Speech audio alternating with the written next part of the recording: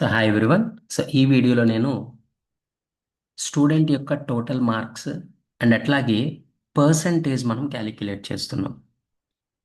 So ఇక్కడ for example నేను subjects అన్ని ఒక 3 సబ్జెక్ట్స్ తీసుకున్నా. 3 సబ్జెక్ట్స్ టోటల్ మార్క్స్ తీసుకున్నా. టోటల్ మార్క్స్ సపోజ్ 3 సబ్జెక్ట్స్కి 300 మార్క్స్ అనుకుందాం. ఈచ్ సబ్జెక్ట్కి 100 marks. But how many marks they got? ఒక 3 సబ్జెక్ట్స్ M1 M2 M3 అని అనుకుందాం. ఫస్ట్ సబ్జెక్ట్లో 78 మార్క్స్ వచ్చినాయి. సెకండ్ సబ్జెక్ట్లో లైక్ 69 మార్క్స్ వచ్చినాయి. అండ్ థర్డ్ సబ్జెక్ట్లో 92 మార్క్స్ స్కోర్ చేశారు అనుకుందాం. సో ఇప్పుడు నేను టోటల్ మార్క్స్ ఫైండ్ అవుట్ చేయాలి.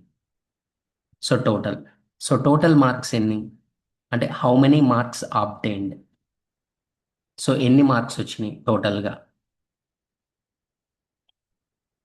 ఓకే, ఆబ్టైన్డ్ మార్క్స్ అనేవి క్యాలిక్యులేట్ చేస్తున్నాం.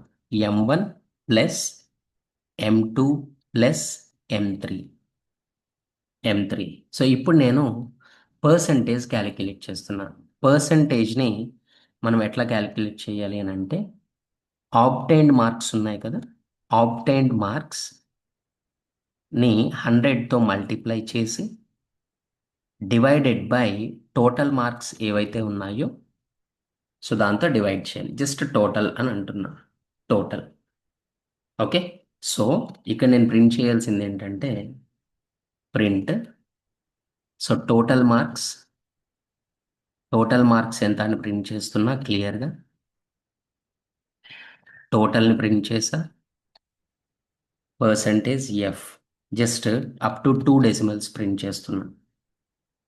అండ్ అట్లాగే మార్క్స్ ఆబ్టైన్డ్. ఆబ్టైన్డ్ మార్క్స్ ఎన్ని ఉన్నాయి ప్రింట్ చేస్తున్నా. పర్సంటేజ్ 2F అంటే ఎన్ని మార్క్స్ వచ్చినాయి అనేది ప్రింట్ చేస్తున్నా. ఆబ్టైన్డ్ అనే వేరియబుల్ ప్రింట్ చేస్తున్నా.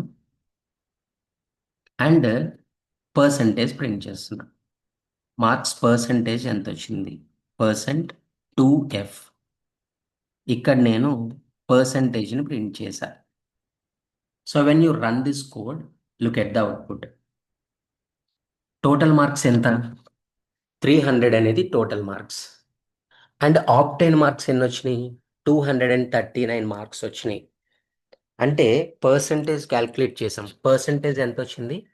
79% వచ్చింది. ఇట్లా మనం క్యాలిక్యులేట్ చేయాలి. ఓకే.